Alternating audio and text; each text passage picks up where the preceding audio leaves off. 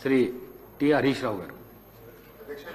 ఉప ముఖ్యమంత్రి గారు సమాధానాన్ని దాటవేసే ప్రయత్నం చేశారు అధ్యక్ష. మేము సూటిగా అడిగింది ఎన్ని డిఏలు పెండింగ్ లో ఉన్నాయి అని అడిగాము. ఈ దేశంలో ఏ రాష్ట్రంలో లేని విధంగా ప్రభుత్వ ఉద్యోగులకు ఈ ప్రభుత్వం 5 డిఏలు పెండింగ్ లో పెట్టింది. ఆ 5 డిఏలు ఎప్పట్లోగా చెల్లిస్తారో మంత్రి గారు సూటిగా సమాధానం చెప్పాలి. ఒకటి అధ్యక్ష. రెండవది అధ్యక్ష, పిఆర్సీ అధ్యక్ష 31/3/2026 వరకు పిఆర్సీ కమిటీకి ఎక్స్టెన్షన్ ఇచ్చామన్నారు. 31 అంటే ఇంకొక 7 రోజులు 8 రోజులు ఉంది అధ్యక్ష. మళ్లీ ఎక్స్టెన్షన్ ఇస్తారా? కనీసం ఇప్పుడైనా రిపోర్ట్ తీసుకొని మీరు ఎలక్షన్ మేనిఫెస్టోలో చెప్పినట్టు కాంగ్రెస్ అధికారంలోకి వచ్చిన 3 నెలల్లోగా కొత్త పిఆర్సీ ఇస్తామని చెప్పారు. దాదాపు 3 ఏళ్లుగా వస్తా ఉంది అధ్యక్ష.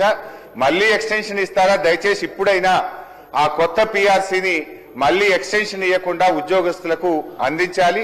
అది ఎప్పటిలోకి ఇస్తారో మంత్రి గారు స్పష్టంగా చెప్పాలని అడుగుతున్నాం. నంబర్ 2 అధ్యక్ష. నంబర్ 3 అధ్యక్ష, రిటైర్డ్ ఉద్యోగుల వెతలు అంతా ఇంత కాదు అధ్యక్ష. 30-35 ఏళ్లు ప్రభుత్వం కోసం పనిచేసిన రిటైర్డ్ ఉద్యోగులు జీవిత చివరాంకంలో వైద్యం అందక, పిల్లల పెళ్లిళ్లు చేయలేక చాలా ఇబ్బంది పడతా ఉన్నారు అధ్యక్ష.